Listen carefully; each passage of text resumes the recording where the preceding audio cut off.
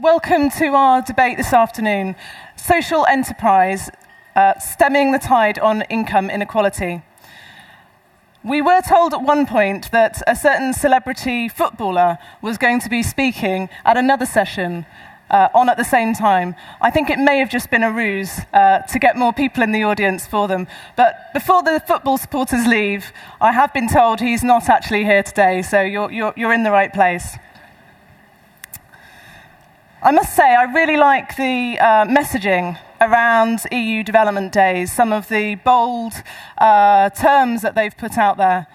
And one I really liked outside is that global challenges need global answers. And that's exactly what we're here to debate this afternoon. We're looking at the economy because our growing global economy is, in its current shape, creating greater income inequality. So we're asking two questions. Firstly, can business, in the shape of social enterprise, help turn this around? And secondly, what action is needed if we are to realise that vision? If you haven't been doing your homework on income inequality, I can summarise it for you quite simply. All of the leading commentators are saying two things. The first is that income inequality is getting much worse right across the globe. And the second thing they're saying is that income inequality has all sorts of bad effects which we didn't previously understand. Higher crime rates, lower life expectancy, conflict and political instability. It even results in slower and less durable economic growth. It's an issue that affects all countries, but in particular, it affects developing countries. In Nigeria, our research has shown that income inequality worsened by 7%. In the same period, their economy grew by 6% each year. In Indonesia, our research found that income inequality got worse by a staggering 28%. And over the same period, again, they had actual economic growth of 6% each year. Apparently, one definition of insanity is when you keep doing the same thing, but expect a different result. And so we're here today to ask the question, what can we do differently in our economy? At the British Council, we run a global social enterprise programme in 24 countries, and we've trained 9,000 social entrepreneurs. And in our discussions with policy makers, we see a growing appetite to look at how they can change their economies to get the sorts of outcomes that are important to them. So today we've convened a panel of experts to give us insight and debate this topic. The session's going to be fast-flowing, and it's my job to keep things moving. And I apologise to all of my speakers if I interrupt you if you are to overrun. Briefly, the agenda is as follows. We will first look at an inspiring case study of how social enterprise is delivering greater income equality. After that, I will be engaging our panel of experts in helping us to answer two specific questions on social enterprise, which I'll explain those questions later. And from there, we will hear from our future leader in terms of his work in Macedonia and try and understand the connections that has with social enterprise. And finally, we will look for contributions from yourselves in the audience. I'm on the understanding that the app, the question and answer app, isn't currently working. So we'll just be raising hands. So without further ado, and in perfect timing, I'll introduce everyone. We have two speakers joining today. We have Yu Ying, who is founder and chief executive of an incredible social enterprise in China, which is creating more economic opportunities for an ethnic minority group. And our second speaker, we have Daniel Mihailovsky from Macedonia. He is our future leader, and we'll be hearing from him a bit later about his work in support of young people. Then we have our set of 5 experts who will be debating with us. Firstly, we have Peter Holbrook. Peter is Chief Executive at Social Enterprise UK, but he also chairs the Social Enterprise World Forum. And in that role, he has travelled right across the globe, sharing ideas and challenges around social enterprise. Next to Peter, we have Professor Ang Thun Thet, who has joined us from Myanmar.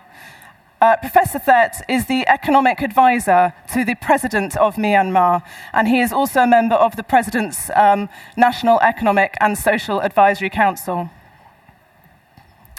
From Indonesia, we have Budiman Sujatmiko. Budiman is a senior member of parliament in Indonesia, as well as a director of Res Publica, an Indonesian think tank. Diego Angel Urdinola, apologies, is a senior economist at the World Bank. And Diego's role is within the Human Development Department at the Middle East and North Africa region of the World Bank. And we're also very privileged to have with us Linda McAvan. Linda is a member of the European Parliament, and she is crucially a chair of Europe's Development Committee. So thank you for joining us, Linda. So introductions made, I'm going to hand over to Yu Ying, who is going to share with us her story of social enterprise. You can either, if you would prefer to sit, Yu Ying has hurt her leg. Would you prefer to sit, or to? You can either use the, or either, yeah.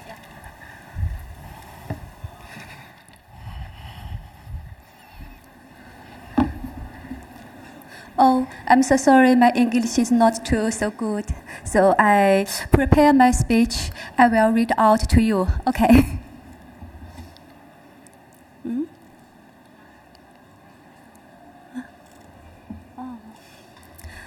Hello, everyone. I'm Yu Ying, and the founder of the Gansilk.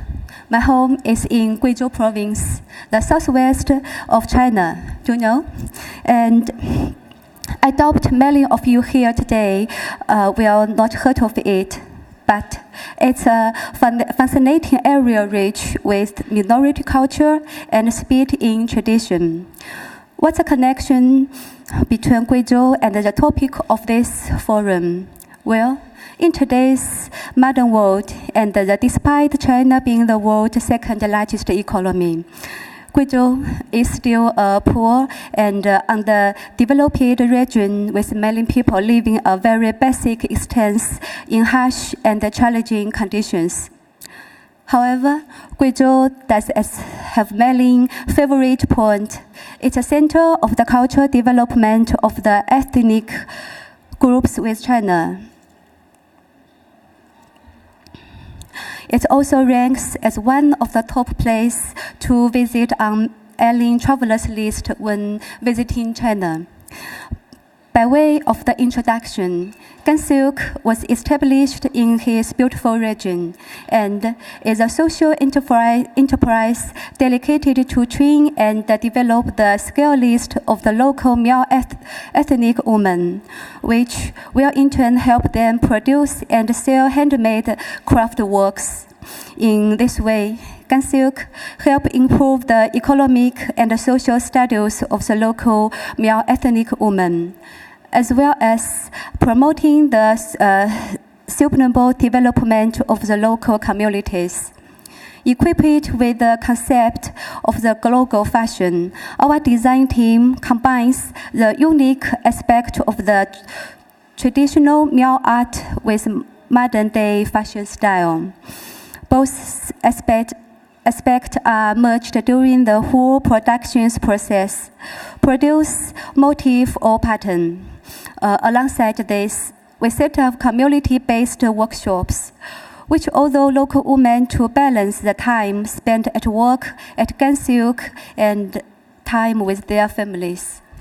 Through branding and value-added service, we provide the craftsmen women with the means of the stable and reliable incomes under our business model.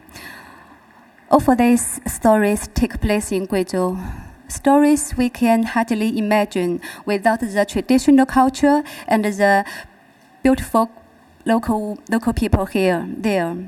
Handicraft remains a boutique space in the process of social development, and we are always concerned that there are not enough people capable of making the high-quality handicraft.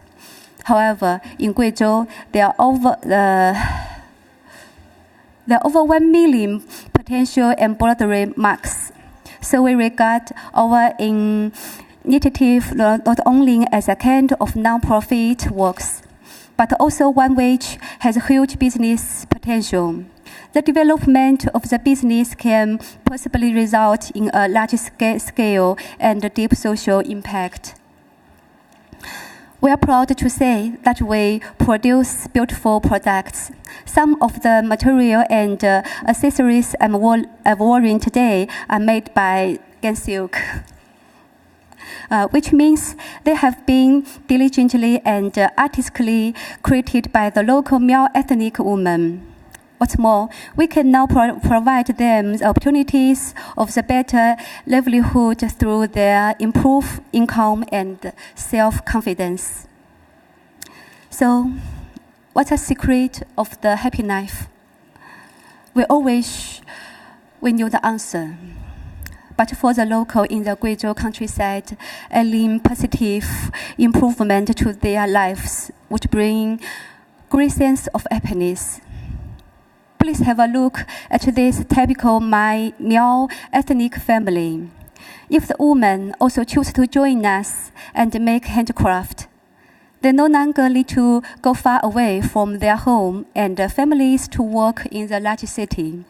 They can stay and work just in their village's home and earn 5 to 20 times that of their original income, while also getting paid monthly instead of once a year as they would previously.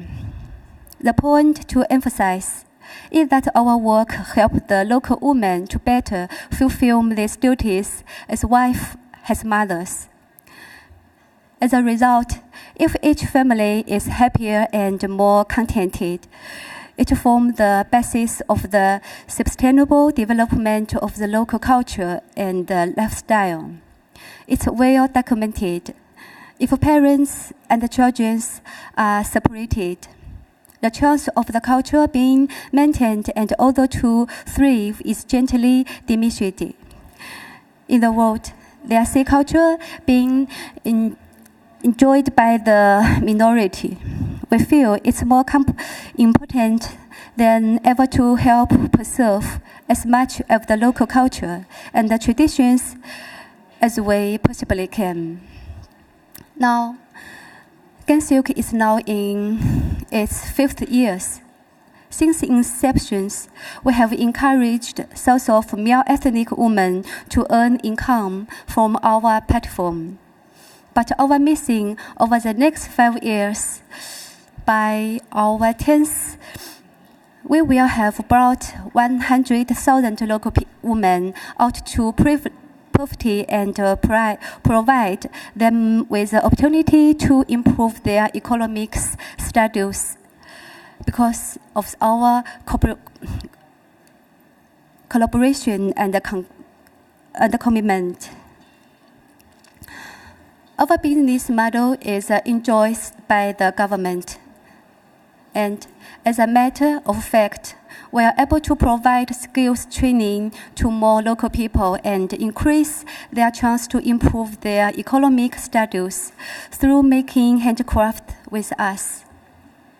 We are in the process of establishing our flagship shops in the capital of China's largest city.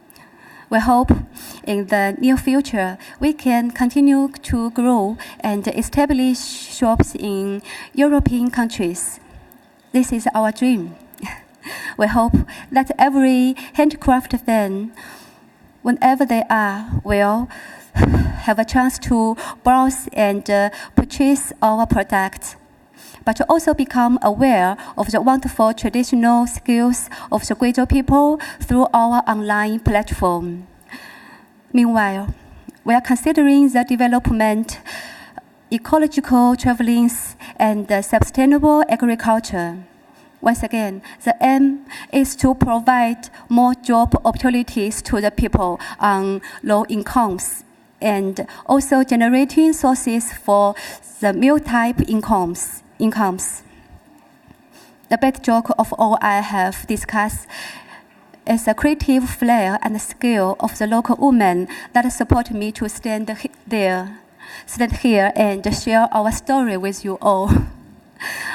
On behalf of them, I invite you all to join us in Guizhou, no matter in whatever capacity, as cooperation partners, volunteers, or colleagues. We hope. Let's work together to create a better future. Okay, thank you.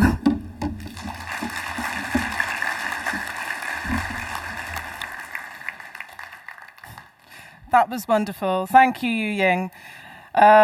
Quite a story of looking at the assets that a community has and then looking at how to work with that as a source of their economic empowerment.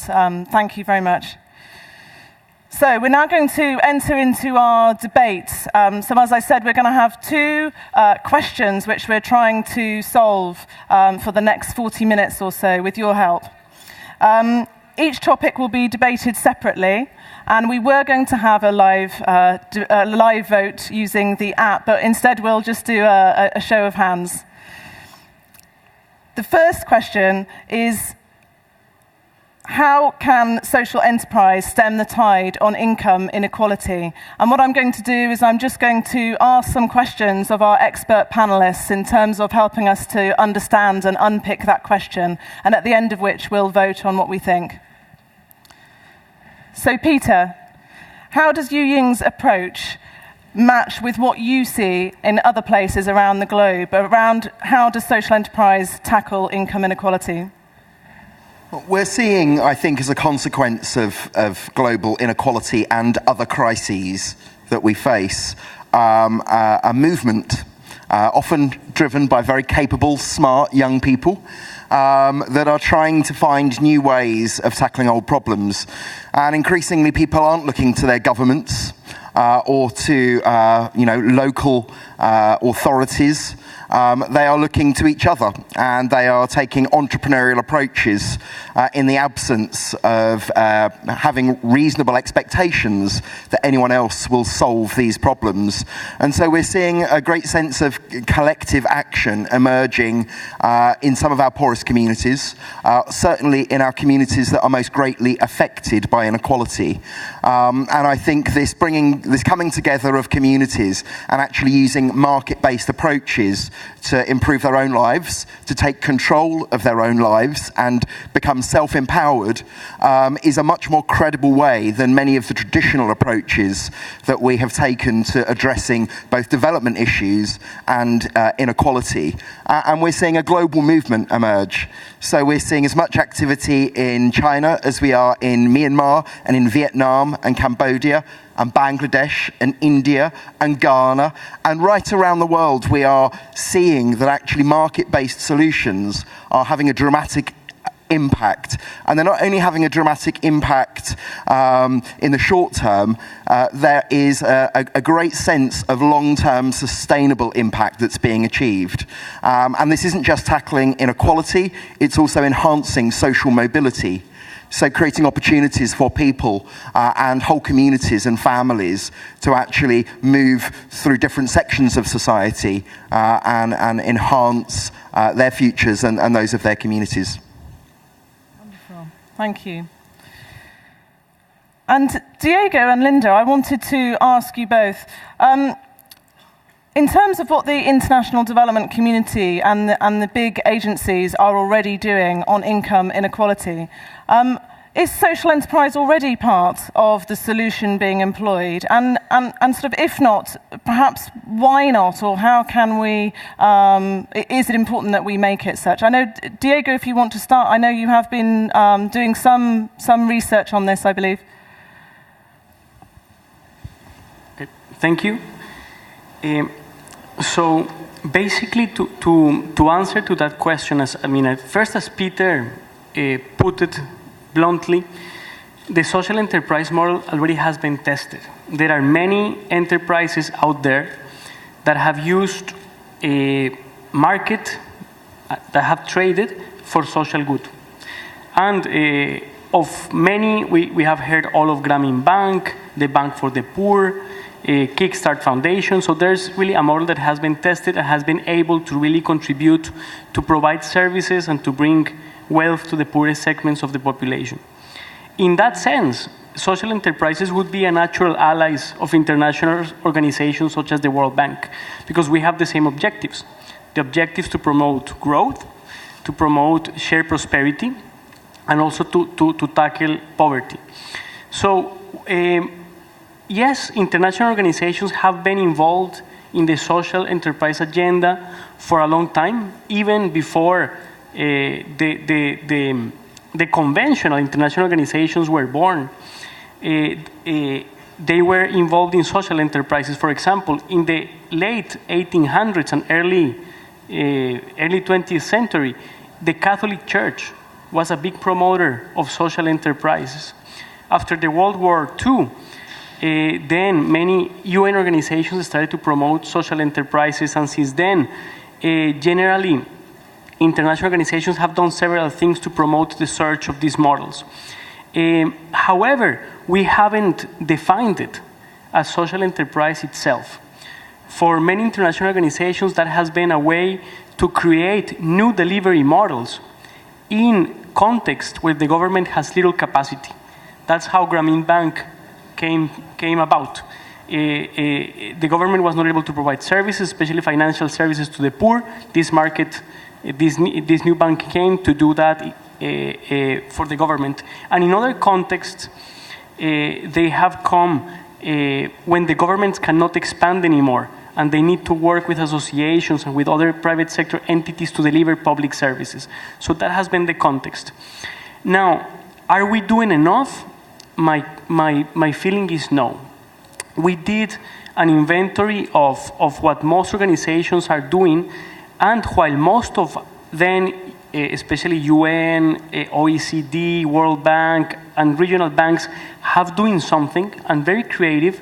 Some of them are doing stock exchanges, some of them are doing social impact investment funds, some of them are doing training, most of them are doing training. The projects and the size of the funding is quite small. So we did a global inventory of actions, and basically at most, maybe as a whole, we are investing about $100 million per year to promote social enterprise. And if we compare that, for example, to what the World Bank gives to traditional enterprise, which is maybe 19 billion per year, we see a financing gap. So yes, we are working on the sector, but we are not doing enough. And finally, one aspect is that it seems that while we talk about it and we believe it's important, there is really not a clear strategies of donors to promote a social enterprise. Maybe the EU developed in 2011 the Social Business Initiative as a first framework, but the implementation has been a bit slow. So I would encourage, I would say, policymakers, international organizations to have more concrete actions and milestones. If we're going to create financing, how much are we going to put in financing? If we're going to do training, how much enterprise are we going to train? So it's an important agenda, but it's a bit undermined. Thanks. Thank you. Thank you. And does that marry with what you're seeing, Linda? Yes. I mean, at the European Union level, we've now got the right words and the right papers. I mean, and now's the time to talk about this. So I welcome the British Council having today's meeting, because we've got the Addis Ababa talks coming up in 5 weeks now, and we're going to be talking about how we're going to fund the next 15 years of development. And a lot of talk about the private sector. We need more private sector. But the private sector isn't just big business. It's not just those kind of enterprises. It's all kinds of different sorts of enterprises. I'm the chair of the Fair Trade Group in the European Parliament. Fair trade farmers are also private farmers. They're not state all actors. Social enterprises are private sector organizations. The women here, they're private self-employed women, really, working in a cooperative model. And so we have to widen the debate. So we have the intellectual widening in the Commission, in the Council documents, in the Parliament. We've got amendments down about social enterprises. And now it's interesting what we just heard from Diego about the World Bank and the assessment. And I'm not sure if anyone's here from the Commission to tell us whether they've done a similar assessment of how many social enterprises are supported by EU funding. But I just want to say something about what we heard from Yu Ying, because I thought it was really interesting, your presentation, because you reminded us about the net income benefit to the women, and that's what I saw with fair trade. I saw what really convinced me was when I met fair trade banana farmers who made an extra $10 a box on the bananas. And that extra $10 a box on the bananas meant they could afford to send their kids to school. They could pay something extra. They could bring benefit to their families and direct life, as well as the premium which paid for community facilities. But you also reminded us of something extremely important as well, that we don't just we don't live to work, we work to live. And this morning we had some young people on this same platform, and one of them was from Albania. And she said to her she wanted that young people and children be allowed to live with their parents. Because in Albania, the parents have to leave their homes to find work, and the children are brought up by extended family, by friends, and they're left parentless. This is not a good model for society. This is not about a decent life for people. And I know in China it's a big problem. I saw about women leaving their families for 2 years, sometimes, not able to go back to their families. And this is not a decent life. So I think we don't want models of economic development which mean that families cannot live together. And your model is a much better model than big enterprises requiring thousands of workers to leave their homes for 2 years. So I think it's something we should welcome. I'm sure the outcomes are better for everybody, and we have a healthier society in every conceivable way. Wonderful. Thank you, Linda. And Professor Fett and Budiman, I wanted to bring you both in from your country's context, which are so different and so unique. I wanted your reflections on how realistic it feels for you to think of social enterprise as playing a significant role in the future. Thank you, Paula. At the outset, if I could frame the question slightly different, because it says stemming the tide on income inequality. Because there are other types of inequality which social enterprise could easily tackle. Because there are political inequality, there are gender inequality, social inequality, etc. So I think we need to broaden discussion and debate to include all forms of inequality, not just income inequality. Now, in terms of our country, Myanmar, most of you have heard of us, sometimes not very good news recently. The challenge for us from the public policy perspective was what kind of development do we want as the country moves into transition? We have the Washington Consensus, always, from the World Bank and the IMF, giving us a sort of prescription. We had, when we started the government, 26.5% of people under extreme poverty. Income inequalities were rising. So we were searching for a different development paradigm. Not just on social enterprise, because we still have to get the macroeconomic fundamentals right. We cannot just say social enterprise is the magic bullet to solve all the issues of income equality. So I think we need to manage our expectations. Social enterprise oftentimes is hyped up and that it could solve all the problems. It cannot. It has to work with the government. It has to work within the fundamentals of economics. So the question for us is, what can social enterprise or social business actually do? We had the fortunate, and thanks to British Council, Professor Yunus visited us twice, quite recently in March. So he gave us one perspective which is very important. As economists, we are always trained to take what is called a bird's eye view, to look at the macro. He said, why don't you look at the worm's eye view? Because the worm sees things differently from the bird. So if you see the worm's eye view, social business is nothing but worm's eye view. You tackle the issues the social problems at the grassroots, and that is how he and I think we. If I could just add a few issues related to social enterprise. The question of scaling up, that would be a major issue. As long as donors, the World Bank, UN, etc., gives us money, a lot of social enterprise initiatives are done. But most of them are projectized. It will not have long-term sustainable impact. The only way to do this is to scale up. And to scale up, we need the help of the real private sector. So the question is, how do we forge what in our country called PPP, public-private partnership? Because the private sector, and recently the day before yesterday, I had a meeting with OECD, a team. We are now looking at effective philanthropic engagement. How can we get the big business on board on this to give more money on this? So essentially, I think my answer will be a qualified yes. Social enterprise can help to a certain extent, but it must complement and supplement the efforts by all the other stakeholders and all the other actors. Thank you very much. And Budiman, I think from Indonesia's perspective, it's quite different with such a strong private sector already. Yeah. Okay. Thank you. Thank you, Paul. Actually, there's no such thing as a China's Great Wall, spirited market-based social enterprise or market mechanism social enterprise, and the minimum state intervention in taming social inequality. Yeah, not only income but social inequality. There's no such a great Chinese wall separated between two. 2012, I met Lula. He just recently resigned from the presidency of Brazil. I asked him, what's the factor that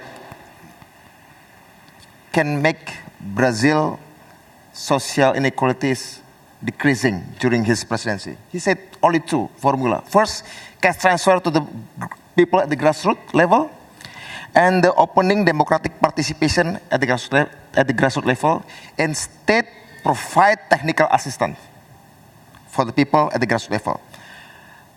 I've been trying to practice such a formula, and by passing the new law on village, that actually combining between minimum state intervention in terms of allocating funds from state and opening democratic and participatory space at the grassroots level for the people to decide what's the best for them. Actually, also we copy from the World Bank project in Indonesia, what we call PNPM, or National Program of the People's Empowerment, that actually in the last 10 years funded by World Bank, but now stopped. So we're trying to convert these two formulas, yeah?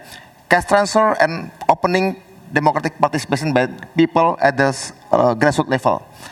And it is good for me because, for us, from most of us, because at least the practices of social enterprise in Indonesia is not new. Yeah? But yet, up to now, it failed to reduce inequality. Even now, its Gini coefficient in Indonesia is higher, increase, and 56% of national asset owned by only 0.2% of the population. Even though the practices of social enterprises is already maybe more than 100 years in Indonesia. One of the champions of the social enterprise is one of the biggest Islamic organization, Muhammadiyah, since 1912, yet failed to reduce inequality. So the main problem is how to make these practices protected by the umbrella, by the legal umbrella. So we try to pass bill on village to give legitimacy, to give the state obligation to transfer the cash for the people.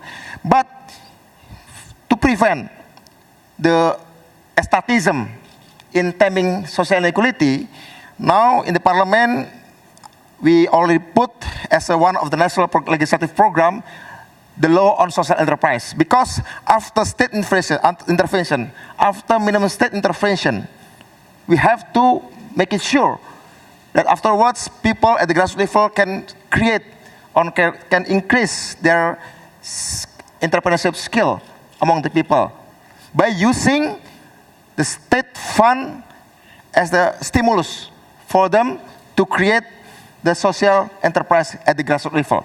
So, actually, to taming social inequality, we need limited state intervention at the initial stage. But afterwards, we have to push forward the technical assistance, not only from the state, but also, most important, is inviting private sectors to look at the social enterprise as one of the business model that can reduce social threat because of, liberalization and the social inequality that increase. As I told you that now 56% of the national asset in Indonesia only owned by 0.2% of the population. So we invite also the private sectors to go into this, to tackle this problem.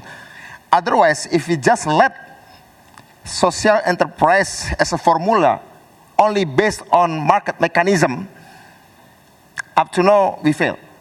So we need state intervention or limited state intervention at the initial stage. That's the most realistic way for us in developing countries, maybe in Southeast Asia, just like us, Myanmar, Indonesia.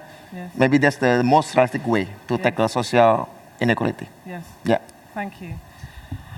And I think I'm going to propose we do the voting at the end, because we're already, I think, getting quite a debate going here amongst the experts. So I think if we follow on, and then we will do the voting with the audience in a moment. Because I wondered, in terms of what you've heard, Peter, do you have responses to the need for government laws regulating social enterprise and the need for the role of the private sector? A couple of comments. So first of all, stemming the tide, I think we're barely touching the tide, really. Currently, social enterprise in the UK is responsible for about 5 or 6% of GDP.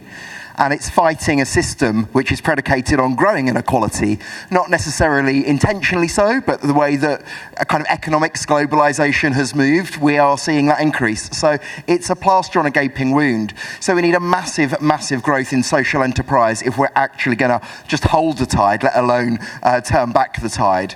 So that's the first point. Secondly, I think what's interesting is when we talk about the role of collaboration between traditionally private businesses and social enterprise, I think we're missing a trick.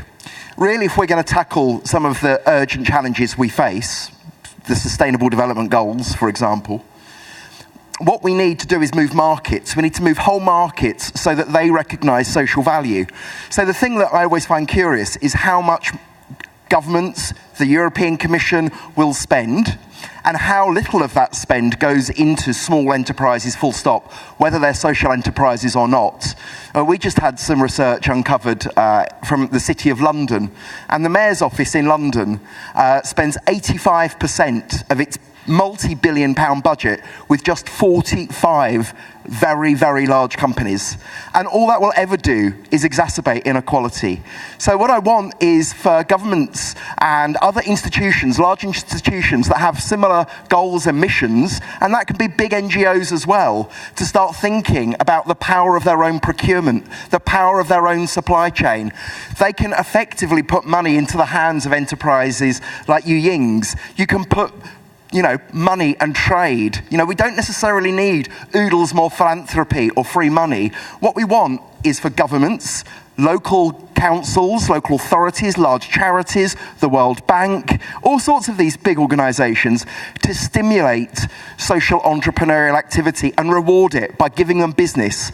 And that means moving markets so that markets recognise, incentivise and fundamentally reward businesses that are helping to tackle inequality, tackle climate change, eradicate the misuse of very, very kind of, water, food, natural resources. We need to move into a global economic system, however ambitious that may be, that actually recognises and rewards and values the impact, positive and negative, of every transaction we undertake.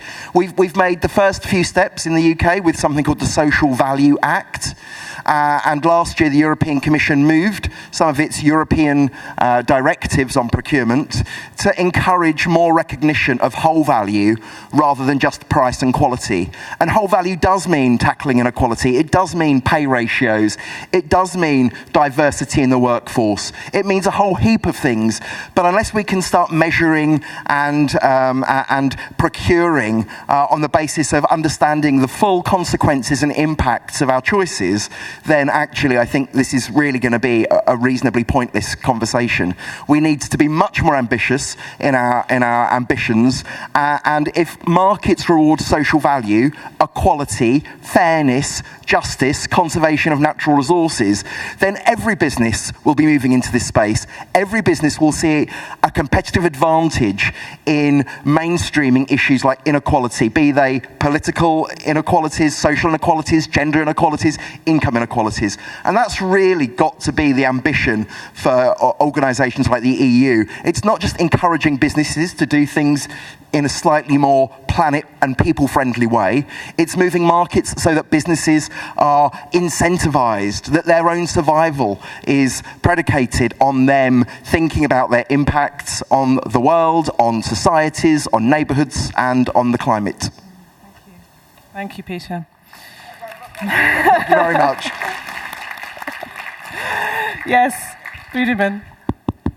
I think other than what Peter already suggested to us, I think we have to bear in mind that liberal or market economy puts society or break down society into individual, assuming that every individual is creative, pursuing his or her own happiness. So the individualism is become the value. Now, I think, but the basic values of social enterprise for me is we have to put the value of the collaboration, togetherness. So the main issue of togetherness and collaboration is we have to put emphasis on the organizational framework of the social enterprise. If we ignore the question of the organizational framework of the social enterprise to compete in the market mechanism, I think they can be easily, disorganized, and they lost their significance in the market, and then they go back as an individual, as a creative individual that we just back to orthodoxy. And, yeah. And I mean, on that point, I wanted to bring Diego in because I know you're looking across the Middle East, North Africa region and watching what different countries are looking at on social enterprise. And you had some concerns about this focus on legal environment. Okay. So basically, one aspect to consider, and I have heard a bit from the panel, and maybe is that, well, maybe social enterprises can help, but they are not doing enough. I mean, they are not the silver bullet to reduce inequality. And what I would say is that maybe we haven't given them the full chance. What I have seen until now is very isolated, maybe small or medium-sized interventions that have come up. But I haven't seen a systematic framework for support of an ecosystem. So what I would encourage, and it was for all the good reasons that Peter just said, is that I think social enterprises today are not a big game changer on income inequality and many other inequalities, but they can be. Because I would say that there are market failures out there that the World Bank cannot address, the government cannot address, the private sector is not addressing, but maybe social enterprises can address better than all of the above.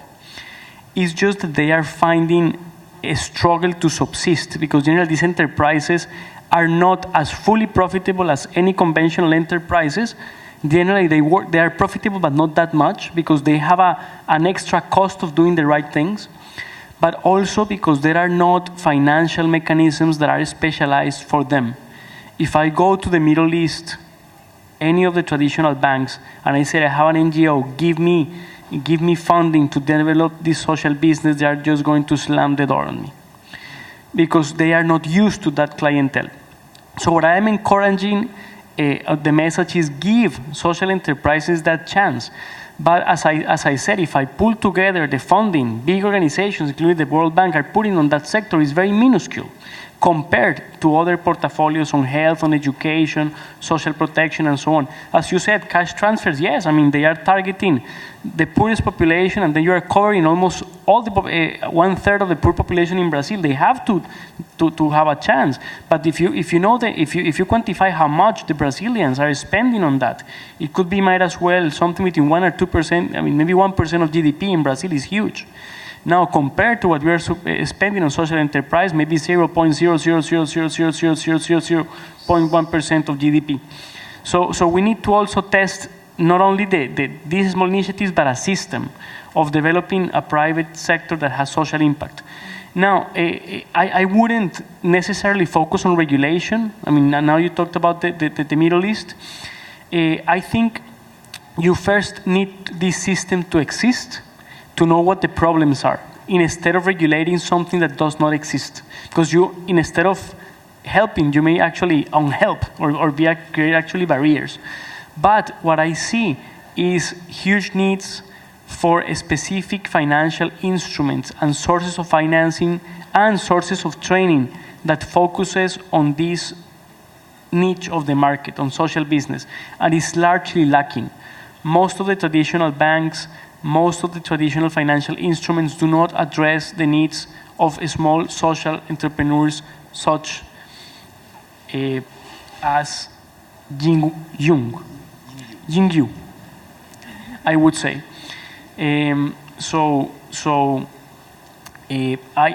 My feeling is that a first step towards that is developing financial instruments.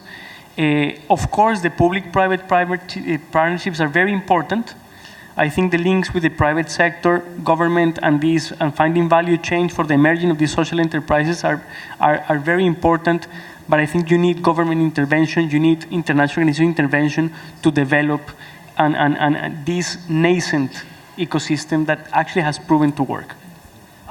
I wanted Linda to give you a chance to respond, because I think on various speakers have perhaps suggested we need to think more ambitiously. Europe has a role, very much seeing what Europe can do, and talk there as well about the need for some global charter or global agreement to pursue social enterprise, with Europe being one player of that. I wonder if you think this is something that Europe can do, or if there are other actions you think more appropriate for Europe to take internationally. Well, I mean, I'm not sure about a global charter.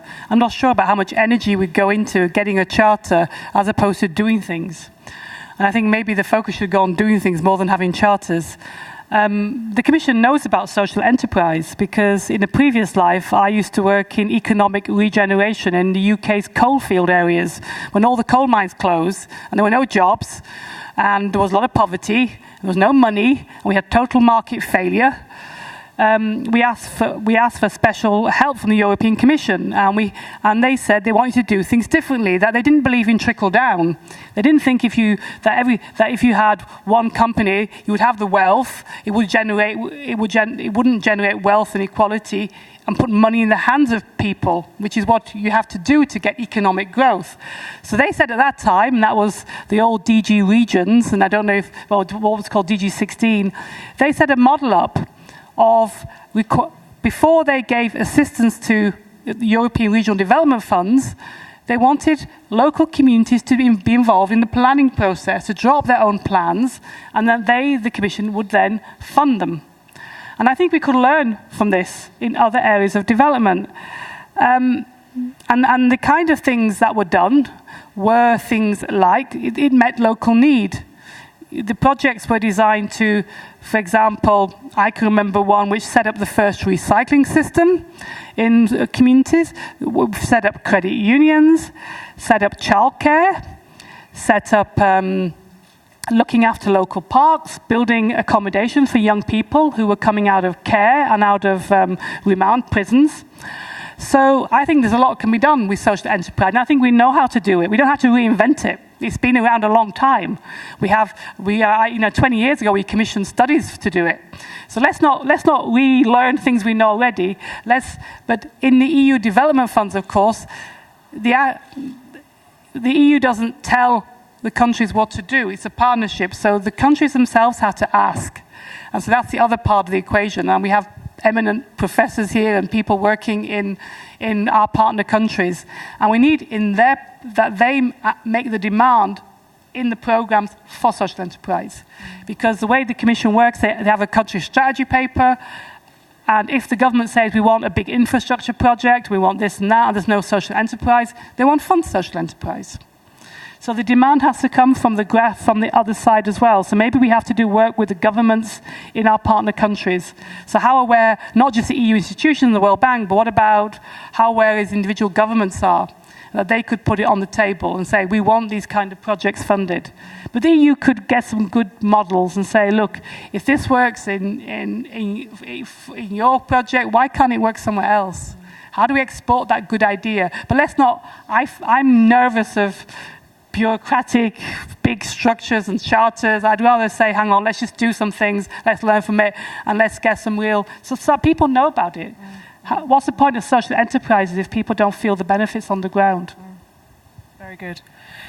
Okay, we're going to vote in a moment, but I'm going to bring, Peter wanted to respond to that, and I'm going to then bring in Professor Thet for some reflections from Myanmar, maybe in terms of the cooperative movement which you already have there. But first to Peter, I think you wanted to comment. I was just going to say that social enterprises often thrive in areas that we would determine to be areas of market failure. But the problem is when social enterprises only operate in areas of market failure, it means that it does really challenge their profitability. So what I say to social enterprises is follow the money, go for the profits. If you're really going to tackle inequality, if you only look to trade in those areas where the private sector has no interest, then you're never going to find the money. So you have to go after the areas that are profitable, and you have to develop businesses that are engineered in ways that will take that money and distribute it far and wide for social benefit. If you only deal with areas of high poverty, there's no money to go around. That's one of the problems. So actually what you need to do is kind of take a Robin Hood economic approach to this. And you have to go into areas where there is profit, and you have to provide a compelling case. In the same way that in the UK we have one of our big department stores is John Lewis. It doesn't trade in an area of market failure, and yet it is absolutely helping to tackle income inequality. Because when it develops or delivers its £800 million of profit each year, it distributes it equitably amongst all of its staff. And so this notion that social enterprises should just be running community cafes in poor communities is not going to actually help us tackle inequality. We need social enterprises to scale out. We need many more of them in number, but you also need to see them scale up and enter into existing markets that are dysfunctioning. So we need to see them in energy, we need to see them in sanitation, in food production, and we need to see those big economic markets operate in a way that can genuinely tackle all of the inequalities that we've been discussing here today. And that was a point that I didn't want to miss. The second point is that social enterprise is good business. This isn't some philanthropic or moral argument to operate business and give up your profits and do things altruistically. This is actually a really sound, good business model. And actually what it means is that you operate a business in such a way that when you deliver your business, it's not just you that benefits, everyone else around you also benefits. Anyone in this sector should not be asking anyone else to give up anything. What we're saying is find ways to build businesses, be entrepreneurial, and build wealth, but build it in ways that enhance the life experience of everyone else, the sustainability of the planet, and it can be done. This is not some burden that people have to carry. This is a great business opportunity to invest in your local communities, in your staff, in your supply chain, in the environment, is fundamentally good business. It's not some sort of additional burden that businesses should feel that they have to carry. And there are plenty of examples of social enterprises moving into markets and winning huge, huge growth and new customer bases, principally because of the way they operate. So this is a great growing part of the economy. It's outperforming mainstream business just about everywhere in the world. Cooperation has to replace competition in many, many parts of the world if we've got any chance of overcoming some of the major and urgent challenges we collectively face as a planet and as a civilization. Thank you. And Professor I mean, you may have other comments to make, but I know there was an important reflection because, as with many countries, Myanmar has a strong tradition of cooperatives who are already creating social good. And I just wanted to understand what role you see for cooperatives in the future of social enterprise and how it will develop and grow. Thank you. To make sure that all of us understand the historical context of the cooperative movement in Myanmar. It was started in 1905 by the Brits to respond to what was then the growing rural indebtedness. It was happening in India, it was happening in Myanmar, at that time called Burma. So the British authorities were trying to find a solution, and they came up with the Robert Owen, the famous, the Rochdale model of cooperatives. But then we still adopted, after independence, the cooperative movement as a major pillar of the economy. From 62 to 88, as some of you know, we went through this period of socialism. And cooperatives was the second pillar of the economy. Cooperatives was a very strong positioning. Then even now, as we speak, cooperatives, we have 64,000 village tracts, which is the lowest level. Each village tract has a cooperative, and therefore this is a huge opportunity for social business. I am grateful to British Council last year. I was in Berlin when the first discussion of, I did not know this because we had not been exposed, we were being isolated for so long, that in the social enterprise or social business jargon, cooperatives was accepted as a form of social business. Which then means, I was very happy, which then means if we just rename our cooperatives, we could be the largest social business entity in the world. But of course, when I discuss this with our cooperatives, they won't want to give up their brand, because cooperatives has a very good, strong brand recognition. Let me share with you some thoughts on not just on the cooperatives.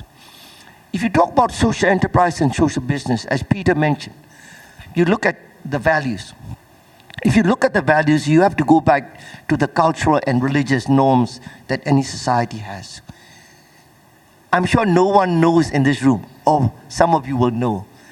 2014, we stood first in the world in terms of World Giving Index, together with USA. 2013, we stood second with USA, so we have improved. Even though we are a poor country, we are a very generous country. And therefore, if you frame social enterprise and social cooperatives within that cultural context, there's a lot of synergies between the social business, social enterprise, and the cooperative movement. The main distinction is the political nature, because cooperatives was set up for socialism, for a particular ideal. Of course, it has lost its way in the Western world. But in some of the developing countries like us, which went through periods of socialism, that kind of romantic idea of the left. So we have both the left and the right. The religious side, the Buddhists on the right, and the socialist side on the left. So the movement and the growth of social enterprise is based on this. My final remark in terms of what can social business and social enterprise and cooperatives provide. When you say stemming inequality, to me it's a negative connotation. The positive connotation is slightly different. If we have strong social enterprise and strong cooperatives, we can develop 4 capitals. Nowadays, in the old days, I'm old enough to learn Marx economists. So we have 3, land, labor, and capital. Now we have 4. Natural capital, manufactured capital, human capital. And finally, what is most important in our discussion and debate is mobilization and generation of social capital. So please keep in mind that social enterprises is not just for income equality. It is a more broader concept. It is looked into the social capital formation. It has to look into the human capital formation. It has to look obviously on the manufacturing capital. But also in this time of very difficult environmental challenges, we also have to look at our natural capital. And therefore, I feel that social capital in my country, it is a movement. Peter was asking who is doing it. I said the government. And who says, who is the government? I said, it's me. We're doing it. No, the commitment is there. We will promote. And therefore, because I know that we have a young leader who will speak, Yes. the difference between cooperatives and social enterprise, the key difference is the focus on youth and the focus on entrepreneurship. Again, I thank British Council. We are doing what is called E4E, which is Education for Entrepreneurship program in Myanmar, because this will give us that leverage that the youth really needs to set up their own business. It is not enough to learn the skills. They have to compete in the market. They have to learn the hard way, because we cannot push, give them all the support, all the interventions. That is not what we want. We really want the youth to go out, compete in the world market. And that is what I think the Chinese example is a shining example of what we can do. Thank you so much. Thank you.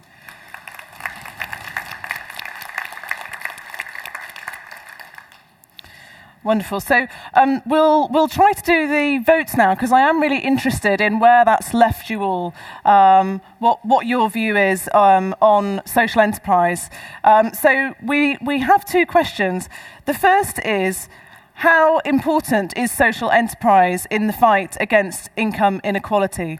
And I think I'll simplify it to two options. We have a first option that you think it is absolutely critical, and we have a second option, which is that you think it is one part of a much wider strategy. And I'd be really interested in who thinks it's critical and who thinks it's just part of a wider strategy. So if you want to put your hand up now, if you think it is absolutely critical in the fight against income inequality.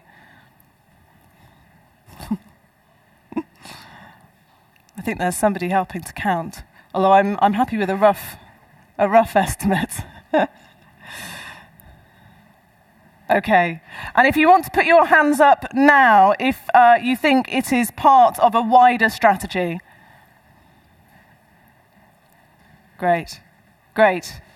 So we've concluded that social enterprise is part of a wider strategy, although there was a fairly equal number in each, but I think the last ones have it.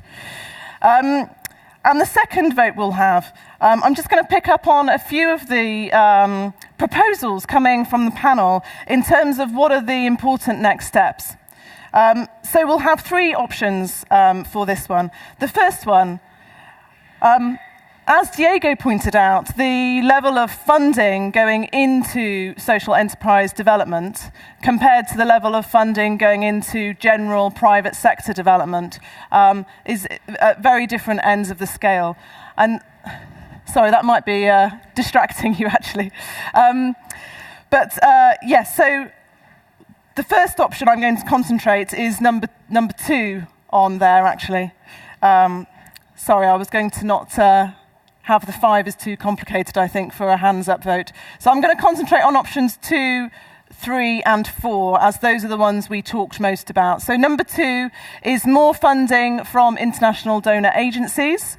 Number 3 is better global policy dialogue on legal and regulatory environment. And I think that was discussed quite a lot on the panel in terms of whether that's important or not. And number 4, in terms of social impact investment and the source of funding for social enterprises from private investors. So if you want to put your hands up now, if you think number 2 is the most important next step for social enterprise. Okay, surprisingly low turnout, unless the vote's just so complicated. Okay, if you want to put your hands up now, if you vote for number 3, which is you think it's really important for there to be more policy dialogue around the legal and regulatory environment, put your hands up. Okay, so that's more popular, definitely more popular. And then number 4, if you think that the main way forward lies in further social impact investment. Wow. So, very big support for social impact investment, which definitely has that answer, and a topic which we didn't really discuss hugely in the session. So, thank you very much. Very interesting. So, from these quite big picture thinking, we're going to come back now and hear from Daniel what work he has been doing in Macedonia to support young at-risk people in Macedonia and to try and support their economic opportunities. And then it's the job of the panel to reflect to Daniel where they think this meets with the social enterprise agenda. Have you got a mic or? Thank you, Daniel. Welcome to European Development Days. I'm Daniel Mihailovsky. I grew up in SS Children's Village, Macedonia. And now I'm a vice president of the youth club from SS Children's Village, Macedonia, part of SS Children's Villages International. And let me tell you my story in short. I was disappointed in my workplace. They did not appreciate how hard I tried, and I was not adequately paid. I was simply determined to quit. But I have found an additional job that's very fulfilling and makes me happy. I would like to tell the young people they must fight for themselves and for job promotions. I believe it is one of the ways to stem the tide of income inequality. It's time for a change. We creating our habits, and next the habits shape us. Now I will speak about my project, advocacy and lobbying training for youth organizations. I was a public speaker about employment of youth without parental care or parents on the TV shows in my country and in national TVs. I want to share my experience and good practices from this engagement that influenced the government to change the social protection legislation to incorrupt articles about employment of the young people who until the age of 18 years had the status of children without parental care. Since then, more than 100 people have been employed from various governmental institutions. This is very good, but it's not enough. The activities of the youth club are now focused to campaign about the employment of the young people in the private sector as well, ensuring that employment in public administration will not be the only solutions for the young people. When I came here, I was researching about social enterprise, and in my country, we need social enterprise. And I like to work social enterprise. I have one question to Ms. McEwan.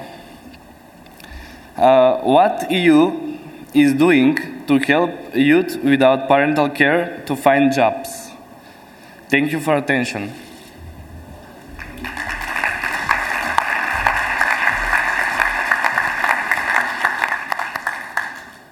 Thank you so much, Daniel, and congratulations on all of your achievements to date. We look forward to hearing what you achieve next in your life.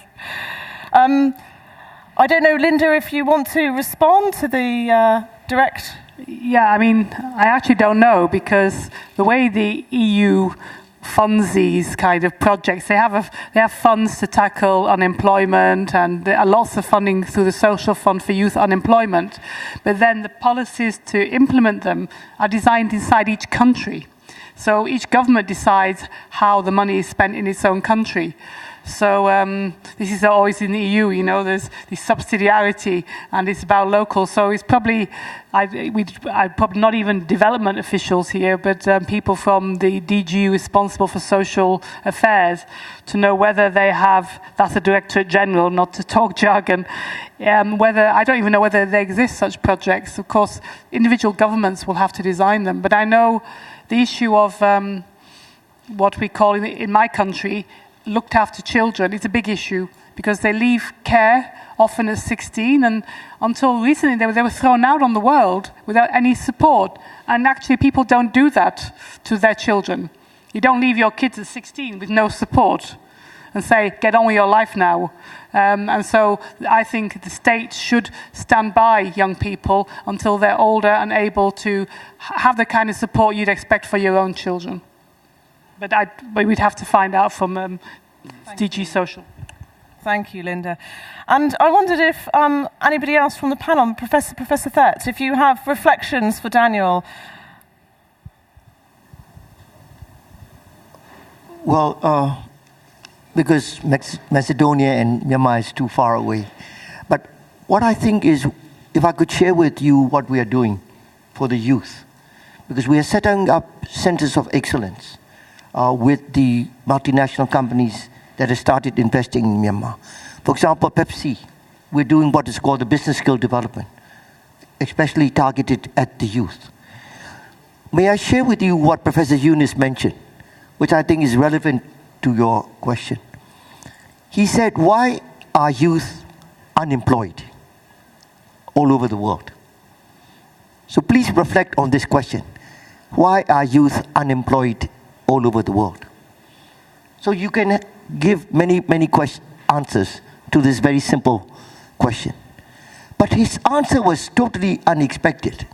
He said, youth is unemployed because youth is seeking jobs. He said, don't seek jobs. If you seek jobs, you will be unemployed. Instead, give jobs. So the question is, my suggestion to you is try to give jobs. Be a self-employed person. Never ever in your life think of working as an employee of anyone. You know, I made the mistake, but please don't make that mistake. Work for yourself. That is what is important. We need to promote self-employed young people, more entrepreneurial. You will fail, but failure is part of life. Don't worry about this. Try to do as much as you can. And I'm sure, you know, through the British Council Network and through the EU. May I just add one additional issue? Because when the voting on impact investment was very interesting for us. Because as you know, we are a latecomer. Myanmar is latecomer. But because we are a latecomer, we had the advantage. We can learn lessons from China. We can learn lessons from Cambodia. We can learn lessons from Vietnam. So the first lesson we learned was private sector is an engine of growth, as the World Bank keeps saying. We recognize this. But we need a different type of private sector, which is responsible private sector, which then means we need to look into how do we promote responsible business in our country. And the question of impact investment, I'm very proud to say that if any foreign investor wants to invest in Myanmar, you have to devote 2 to 5% of annual net profit to CSR activities. Non-negotiable. If you want to invest, you have to pay up. So that is a kind of, so when I mentioned this presented to ASEAN countries, the 9 countries, they don't even think of this. Because we can think of this because we are a latecomer. We can learn lessons, we can do practices. The other issue is we are using the OECD guidelines on socially responsible investment. Again, we are the first. And the final thing, because I used to be part of the UN. We request all the foreign investors, including local big companies, to participate and be the member of the UN Global Compact. This is the largest CSR initiative in the world. UN Global Compact is based on 4 things: human rights, labor rights, environment, and anti-corruption. We in Myanmar, we are aiming to have 1,000 companies joining the UN Global Compact by the year 2015. So please forgive me if there are any French people here. We want to beat the French, because the French currently have 900 companies. We will try to beat them by making sure that 1,000 companies join the UN Global Compact. I just want to share this message, because for the young people, we need to give them an example that it is no longer business as usual. It is no longer that the investors can come into the developing countries and do what they want. We have our own rules, we have our own values, and we know where we want to go. Thank you so much. Thank you. I'm afraid I need to open now to questions from the floor, as it's that sort of time, but hands up for questions. Yes, I think we have mics. Somebody's coming. I've caught them off guard.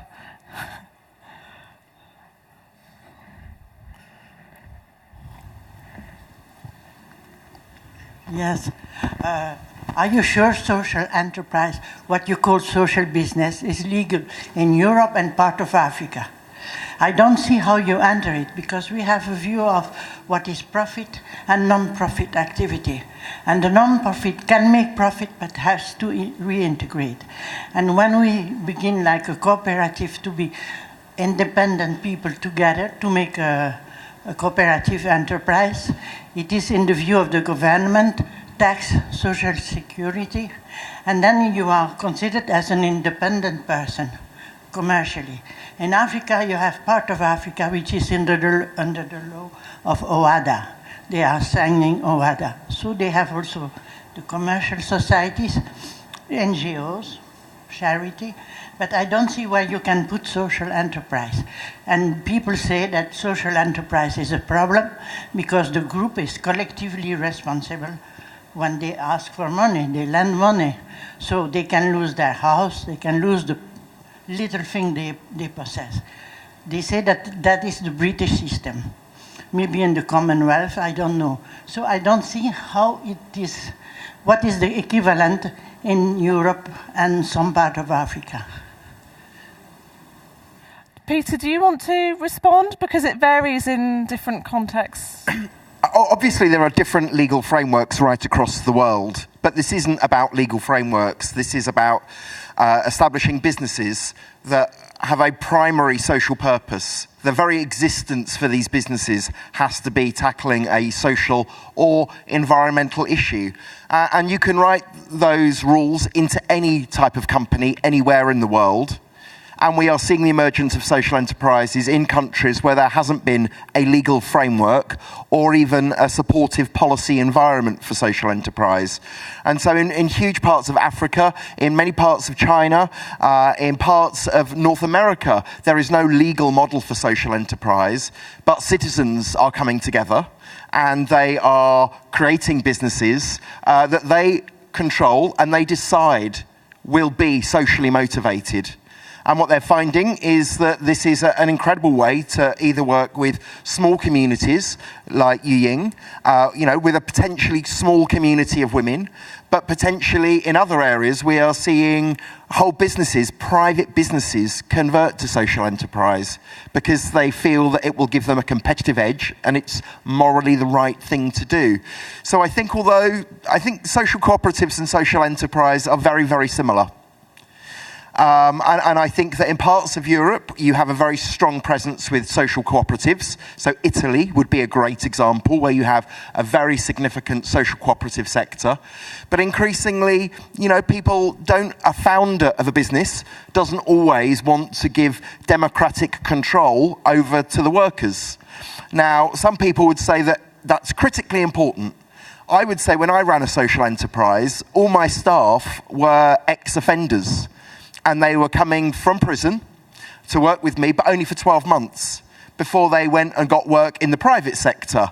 Therefore, a cooperative model in my business would not have functioned well. So I think we need to be less evangelical about different types of social enterprise, be they cooperative or be they founded by a social entrepreneur, and actually understand what they are trying to achieve. What they are trying to achieve will determine what type of business they emerge to become. The principle is that they remain with that social mission as their primary purpose, and that secondly, they are operating in a very transparent way, so donors, volunteers, customers can make a decision about how ethical, how impactful these businesses are. And I think there is a risk that we try and over-engineer or over-control something that is based on entrepreneurialism and therefore needs to be allowed the organic space in order to evolve and develop as its communities see fit. Thank you, Peter. Do we have another question or comment? It can be an anecdote or a comment on what we've been discussing. Yes. We might take a couple of questions at the same time now because we're running tight of time. Hello, I just have just a question around labelizing also the products that are actually coming from social enterprises and how, I mean, would be any sort of incentive also for consumers or for customers to have a labelization of these products that would also motivate the growing of social businesses? Question about how we tie the customer into this. Yes, another question. Thank you. Thank you very much. It's mainly a question for Robert, but also for the other speakers.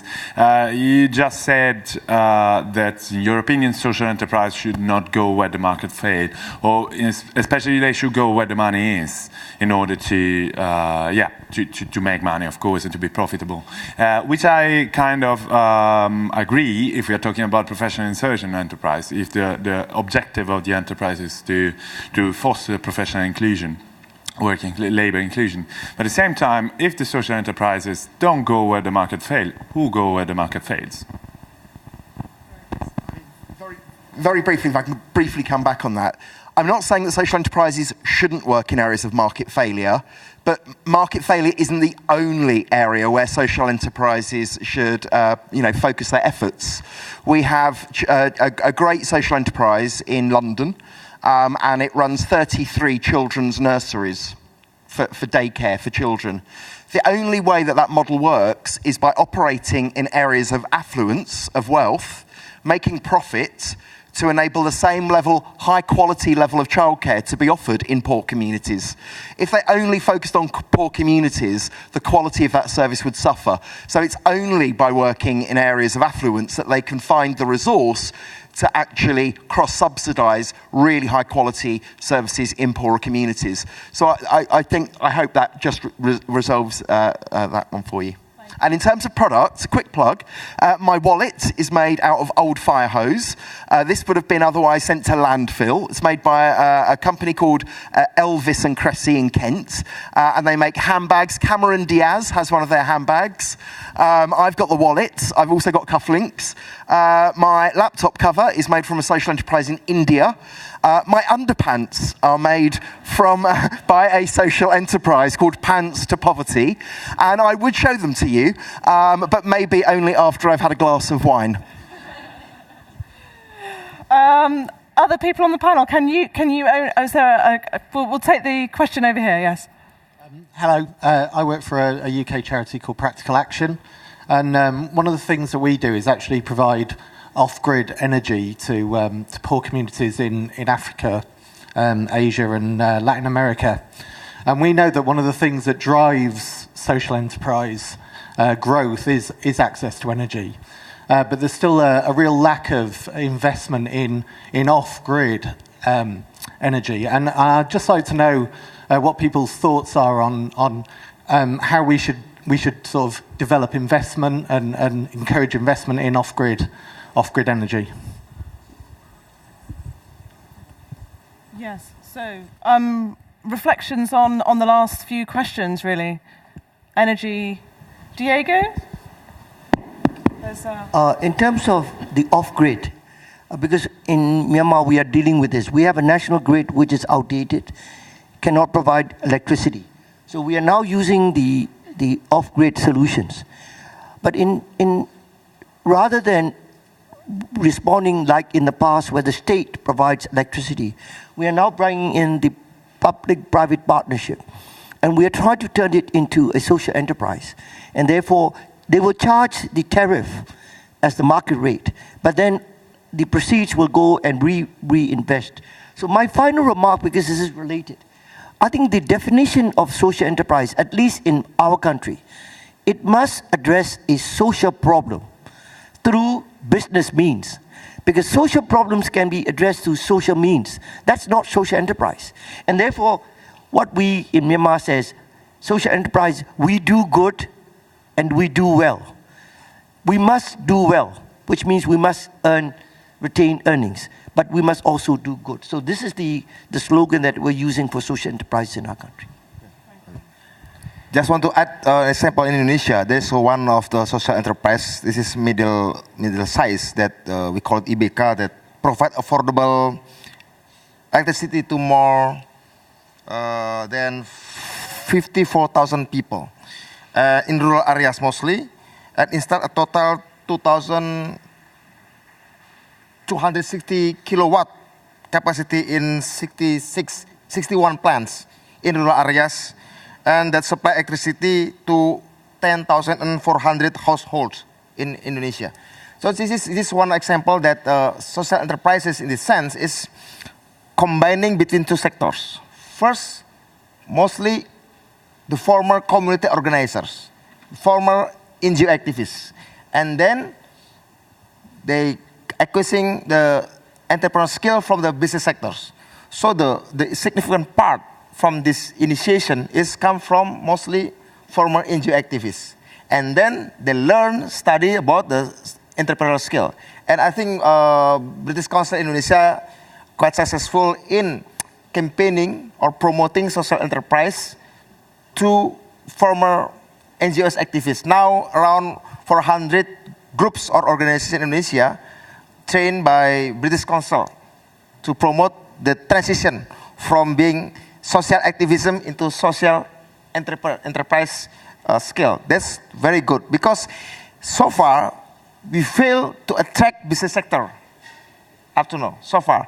And even when we try to convince the Indonesian chambers to set up a division tackling social enterprise, they're quite reluctant. But from the former social activists, it's quite appealing.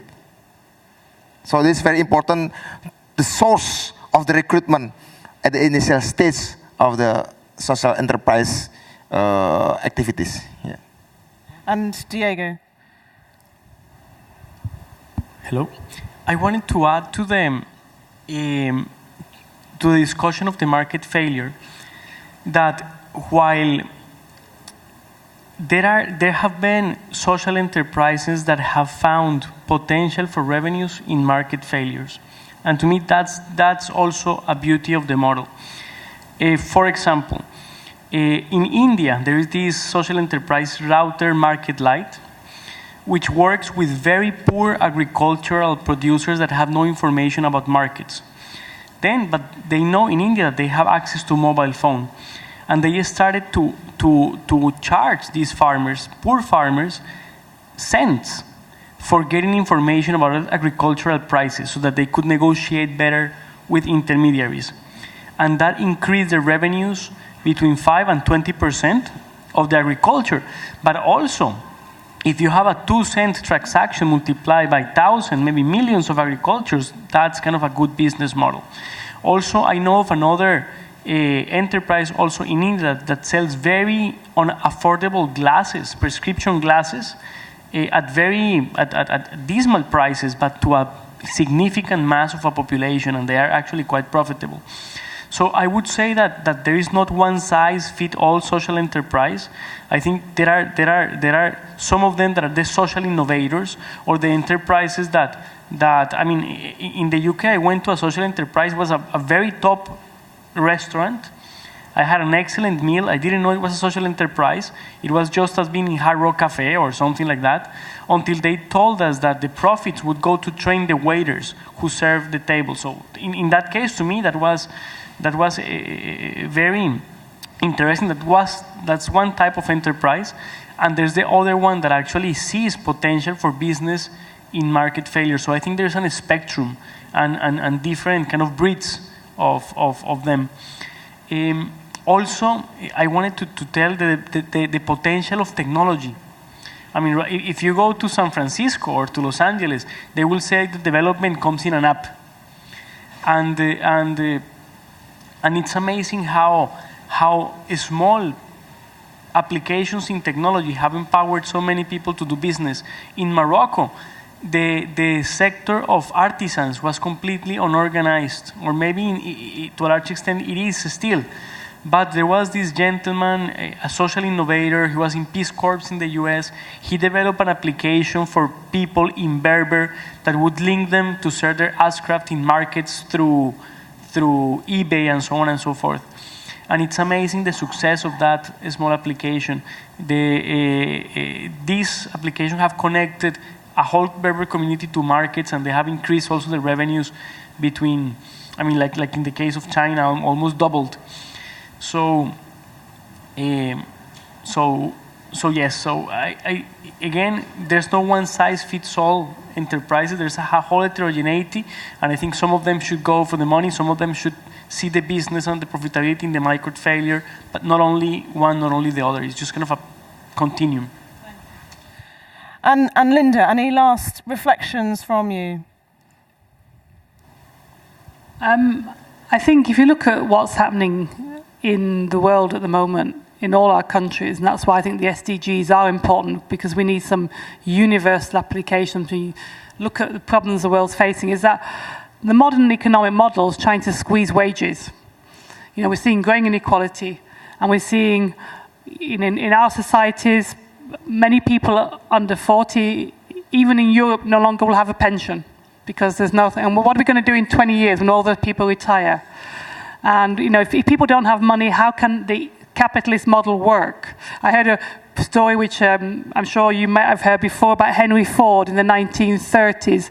He's showing the trade unionists around the new factory, the new car factory in the States, and saying, you know what, you trade unionists, in 20 years, all you people are going to be replaced by those machines, and I won't need you anymore. And the trade union leader said, but Mr. Ford, all our workers buy your cars. And so I think, you know, if you impoverish everybody, how is our system going to work? So we have to find different models of doing business, and we have to find different ways of running things. And so I think social enterprises responds to me to that, and I am very pleased that the British Council is investing in it, and I think our big institutions need to invest in it as well. Thank you.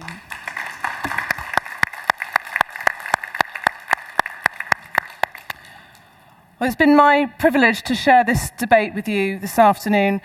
The international community is poised to make some absolutely crucial decisions about the future of our world. And I think what Linda was just saying just brings it back to us, how important it is that we think creatively and that we think very boldly about the way forward. The gulf between rich and poor is becoming deeper every year. And it is a risk to our political and our economic stability, as well as to our social fabric. And I'm proud this afternoon that we've asked the big questions. So how do we try and evolve the system? How do we change business so that it creates more of the impact we're seeking? I'm glad to say we've agreed that social enterprise is an important part of a wider strategy to tackle income inequality. I think that's right. I think there have been a range of different views as to the way forward, and clearly different actions need to be taken at different levels. Obviously, from the audience, very interesting to see the level of encouragement in impact investment and seeking new ways to channel private investor income into this area. At the British Council, we'll be continuing to have this debate. We are running a live Q&A on the Guardian website on the 24th of June, and we'll be having some other parts of our global network engaging in that. So we have Bart Eads from the Asia Development Bank, who has been working on social enterprise for some time. We have social enterprises such as BRAC and Group SOS from France, who are in 30 countries. And we also have the Overseas Development Initiative. So those will be continuing our debate there. And we will be bringing this all together into reports which we'll be publishing in the autumn, which will be around what can social enterprise do in the international development space? What is the contribution? I want to thank our panelists and speakers who've been superb this afternoon. Thank you for your input.